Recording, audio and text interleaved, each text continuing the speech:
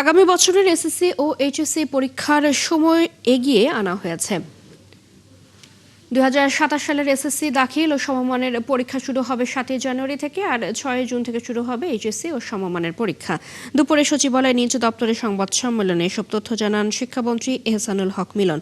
এ সময় তিনি আরও জানান, আগামী বছরের এসএসসি পরীক্ষা শেষ হবে 6 ফেব্রুয়ারি, আর 6 জুন থেকে এইচএসসি শুরু হয়ে শেষ হবে 13 জুলাই। শিক্ষার্থীদের সেশন জট কমিয়ে আনতে এই সিদ্ধান্ত নেওয়া হয়েছে বলে জানান মন্ত্রী। বছরের প্রথমে এসএসসি পরীক্ষা হলেও শিক্ষার্থীরা সময় মতোই নতুন পাঠ্য বই হাতে পাবে বলে আশ্বস্ত করেছেন তিনি।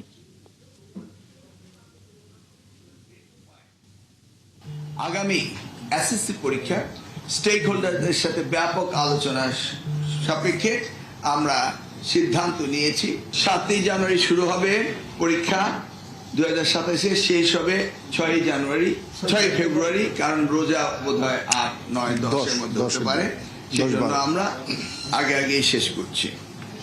আর এইচএসসি আমরা সকলের সাথে আলোচনা করেছি, এখানে কিছুটা সময় আমরা গুছিয়ে এনেছি যেন তারা পরীক্ষায় পাস করার পর ফল সেমিস্টার ধরতে পারে সেই টার্গেট নিয়ে, এবং সিলেবাসে যেন কভার করতে পারে।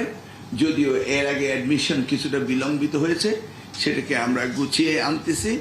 আমরা শুরু করব 6 জুন এবং শেষ করব 13 জুলাই। আমাদের রুটিনও আমরা করে ফেলেছি, অর্থাৎ 6 জুন পরীক্ষা শুরু হবে 2027, শেষ হবে 13 জুলাই 2027।